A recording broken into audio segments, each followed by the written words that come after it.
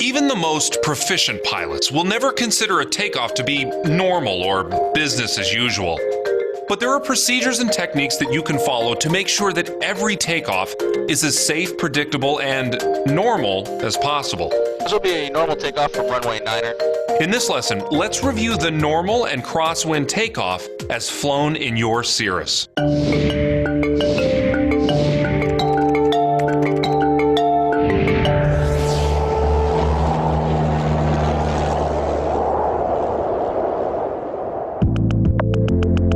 Though the book calls it a normal takeoff, any takeoff is still a high-power, high-pitch, low airspeed maneuver that keeps the pilot busy.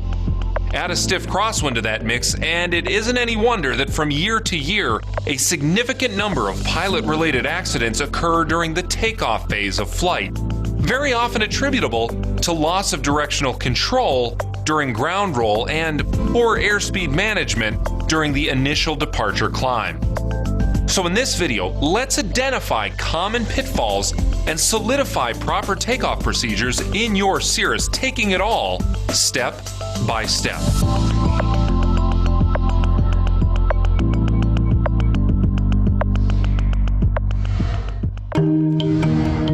A great takeoff begins before you even taxi onto the runway.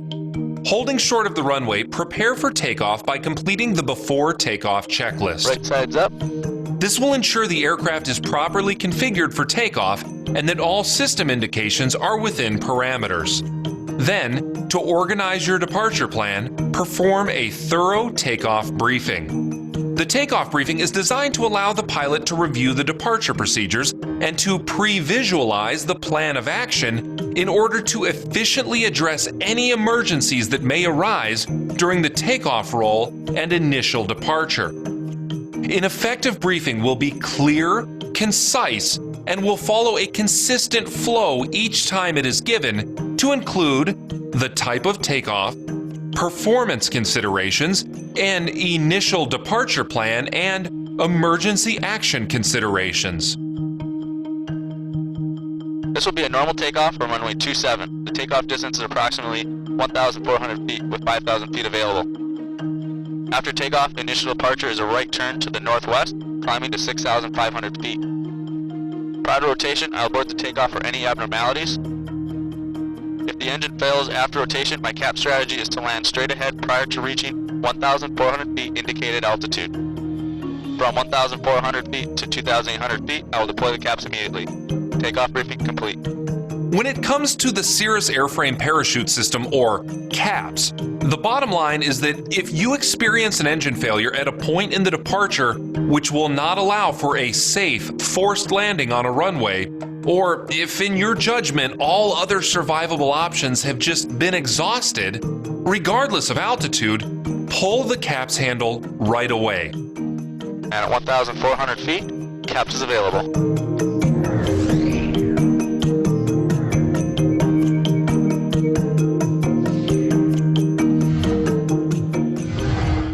Before you taxi onto the active runway, confirm that the runway and the final approach path are clear. Check the final approach to the runway. Make sure there's no airplanes coming in on our final. Make one final takeoff check and press the Takeoff Go-Around button for an IFR departure. Utilizing as much runway as practical, align your airplane with the runway centerline. Deflect ailerons fully into the direction of the wind, then smoothly advance the power lever full forward over a period of around 5 seconds to achieve maximum takeoff power. A smooth advance is really key here because it will result in less abrupt left turning tendencies as the takeoff roll begins.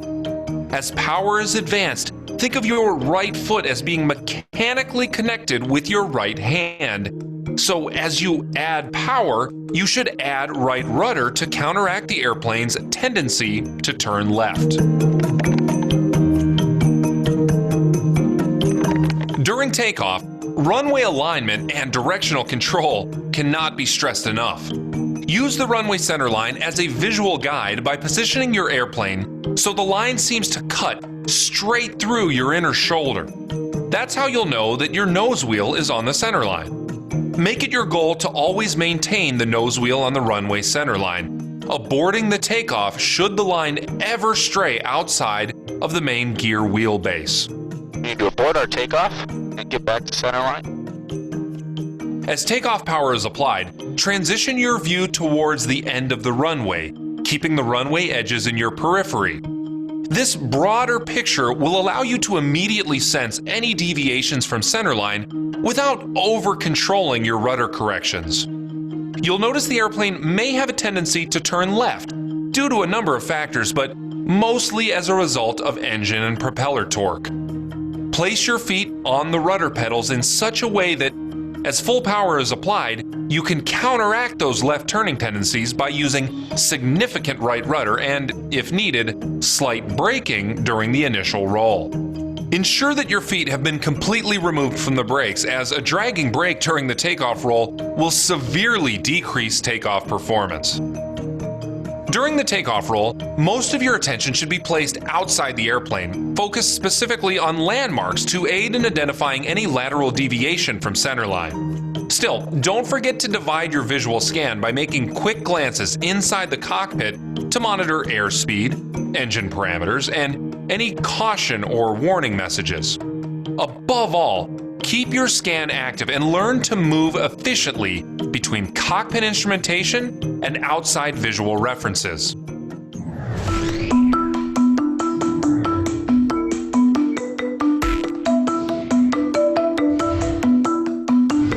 During takeoff in a crosswind, think of your airplane as one big weather vane that will naturally attempt to swing to meet the direction of the wind. Also, remember that the upwind wing will naturally generate more lift than the downwind wing. Counteract this lift imbalance by deflecting enough aileron into the wind to prevent the upwind wing from rising. Remember, as airspeed increases, flight controls will become more effective, so rudder and aileron deflection must be decreased as the takeoff roll continues. At the point of rotation, focus to smoothly transition the airplane into a side slip by keeping the upwind wing lowered slightly to prevent lateral drift as the wheels leave the runway. Continue to hold enough rudder pressure to maintain alignment with the runway, avoiding side loading or loss of directional control as the airplane transitions from the ground roll to flight. As you become airborne and are climbing away from the runway, smoothly transition into a crab to maintain a straight ground track on the extended runway centerline during the entire departure leg.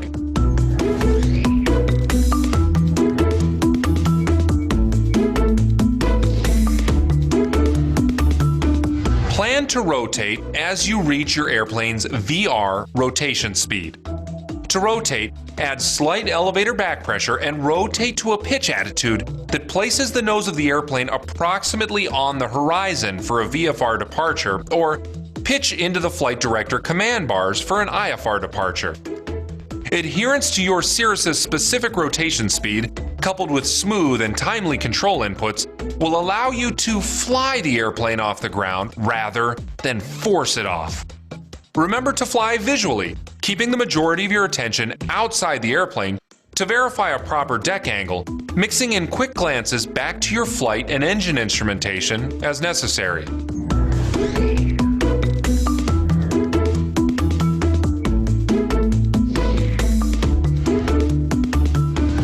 Normal climbs should be performed at full power and the nose pitched approximately to the horizon. Allow the airplane to accelerate initially to VY or VX as required. As you become airborne, focus on maintaining the extended runway centerline by crabbing into the wind with wings level and freezing the lateral movement of all forward visual landmarks. Throughout the climb, ensure that you are keeping the airplane coordinated with right rudder. Once you've established a positive rate of climb, are clear of terrain and obstacles, and you've reached the applicable speed for your Cirrus model, retract flaps. The airplane may tend to sink slightly if flaps are retracted too soon. Finally, make a pronounced CAPS available call at the altitude brief during your takeoff 600 briefing. feet, CAPS is available. The intent of this call is to remind the pilot and let passengers know that CAPS is available if necessary. As the call is made, touch the CAPS cover with your hand, developing muscle memory and accentuating the point as a reminder for all occupants. including yourself. Once reaching the cap's call-out altitude and when workload permits, engage the autopilot if desired, pitch forward to transition to a cruise climb, make any required turns, and complete the climb checklist.